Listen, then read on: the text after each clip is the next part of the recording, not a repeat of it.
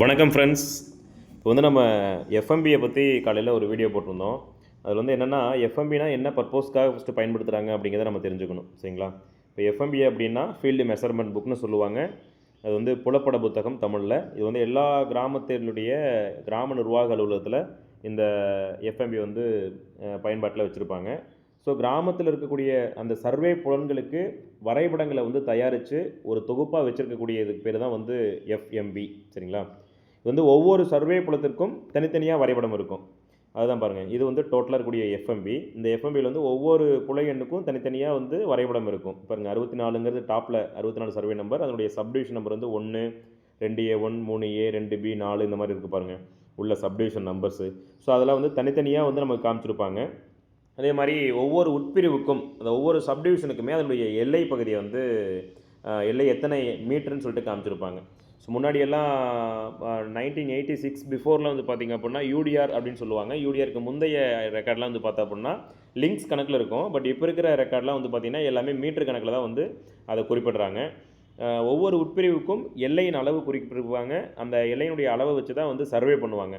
So அதில் வந்து கிணறு, வீடு, வாய்க்கால், பாதை, கோவில் போன்ற விளக்கிகள் வந்து பயன்படுத்தியிருப்பாங்க. ஒரு வாய்க்கால் இருக்குன்னா அந்த வாய்க்காலுடைய சிம்பிள் போட்டிருப்பாங்க. பாதைனா பாதையோட சிம்பிள் போட்டிருப்பாங்க. டெம்பிள், கோவில் இருக்குன்னா கோவிலோட சிம்பிள். மசூதி, சர்ச்சு, இந்த மாதிரி வந்து ஒவ்வொருக்கு உண்டான சிம்பிள் கொடுத்துருப்பாங்க. அதுதான் அந்த விளக்கிகள். அது வந்து கொடுத்துருப்பாங்க. அந்த விளக்கிகள் வந்து புலப்படத்தில் காண்பிக்கப்படுவதால் நம்மளுக்கு என்ன ஒரு நல்லது அப்படின்னா, பிற்காலத்தில் ஏற்படும் தாவாக்கள், அந்த பிரச்சனைகள், இட பிரச்சனைலாம் வருது பார்த்தீங்களா, அந்த இட பிரச்சனை வந்து தீர்க்கிறதுக்கு ஒரு முக்கிய சாட்சியாக வந்து அந்த விளக்கிகள் வந்து செயல்படும். அந்த விளக்கிகள் வந்து வச்சுட்டு நம்ம கண்டுபிடிச்சிடலாம். ஏன்னா அது வந்து அழிக்க முடியாத ஒன்று அப்படிங்கிறதுனால. அதே மாதிரி புலப்படத்தின் உதவியால் வந்து பார்த்திங்கன்னா அந்த புலத்தினுடைய இருப்பிடத்தை தெரிஞ்சுக்கலாம். இந்த இதுக்கெலாம் வந்து பார்த்தீங்கன்னா இப்போ நான் சேனல் அப்டேட் பண்ணியிருக்கேன். தமிழ்நிலம் ஜியோ இன்ஃபோ அப்படிங்கிற ஒரு அப்ளிகேஷன் வந்து கூட இருக்குது. அந்த அப்ளிகேஷன் மூலமாக கூட சம்மந்தப்பட்ட சர்வே நம்பர் வந்து நீங்கள் ஈஸியாக வந்து ட்ராக் பண்ணிக்கலாம்னு சொல்லிட்டு நான் சொல்லியிருப்பேன். ஸோ அதே மாதிரி எல்லா விஓ ஆஃபீஸில் இருக்கக்கூடிய இந்த எஃப்எம்பியை வச்சுட்டு தான் வந்து கிராம நிர்வாக அலுவலர்லாம் வந்து பயிர் சாகுபடி பண்ணுவாங்க. போய் அஜ்மைஸ் பாப்பான்னு சொல்லுவாங்க. அஜ்மைஸை பொறுத்த வரைக்கும் ஒவ்வொரு புலையினிலும் என்ன சாகுபடி பண்ணியிருக்காங்க அப்படிங்கிற விஷயத்தை பார்க்குறதுக்கு இந்த எஃப்எம்பியை வச்சு தான் வந்து பண்ணுவாங்க. ரொம்ப பயன்படுத்துவாங்க. அதே மாதிரி புறம்போக்கு நிலத்தில் வந்து யாராவது ஆக்கிரமிப்பு பண்ணியிருக்காங்க. ஸோ அந்த ஆக்கிரமிப்பை வந்து கண்டுபிடிக்கிறதுக்கு நம்ம வந்து இந்த எஃப்எம்பி வச்சு தான் வந்து அந்த ஆக்கிரமிப்பெலாம் கண்டுபிடிக்க முடியும். அதனுடைய மீட்டரில் வச்சு அதை வந்து சர்வே பண்ணும் பொழுது கண்டுபிடிப்பாங்க. அதே மாதிரி 2 நபர்களுடைய எல்லையில் ஏதாவது தகராறு ஏற்படுது அப்படின்னா அந்த தகராறை வந்து அந்த பிரச்சனைகளை வந்து தீர்க்கிறதுக்கு ஒரு முக்கிய பங்கு வகிக்கிறது இதுதான். 2 பேர்த்துக்கு பிரச்சனை இருக்கும். 1 அடி பிரச்சனை, 2 அடி பிரச்சனைன்னு சொல்லிட்டு பிரச்சனை இருக்கும். ஸோ அந்த பிரச்சனையெல்லாம் வந்து சரி பண்ணுறதுக்கு இந்த எஃப்எம்பி வச்சு தான் வந்து பயன்படுத்துகிறாங்க. அப்புறம் வந்து ஏற்கனவே சர்வே வந்து 30 ஆண்டுகளுக்கு ஒரு முறை பண்ணுவாங்க.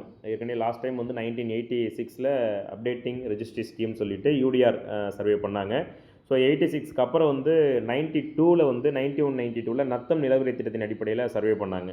ஸோ அப்போலாம் வந்து பார்த்திங்கன்னா சர்வே பண்ணிவிட்டு அந்த சர்வே கற்கள் நடுவாங்க. அந்த கற்களை வந்து பார்வையிடுவதற்கும் அந்த கல்லை வச்சு தான், அந்த ஸ்டோன் வச்சு தான், கவர்மெண்ட் ஸ்டோன் வச்சு தான் இடத்த வந்து அளப்பாங்க. ஸோ அதை பார்வையிடுறதுக்கும் நமக்கு வந்து பார்த்திங்கன்னா இந்த எஃப்எம்பி வந்து ரொம்ப உதவியாக இருக்கும்.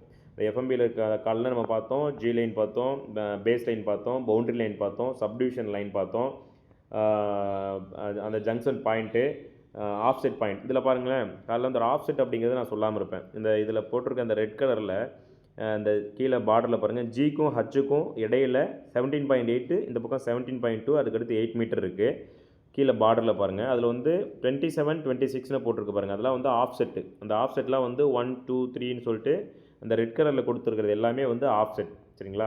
இது எஃப்எம்பியினுடைய தகவல். நான் வந்து எஃப்எம்பியினுடைய அடுத்தடுத்த அப்டேட் நான் கொடுத்துட்ருக்கேன். எஃப்எம்பி சார்ந்து உங்களுக்கு ஏதாவது டவுட் இருக்குது அப்படின்னா நீங்கள் கமெண்ட் செக்ஷனில் சொல்லுங்கள். உங்கள் எல்லாத்துக்கும் நான் வந்து பதில் சொல்ல ரெடியாக இருக்கேன். தேங்க்யூ.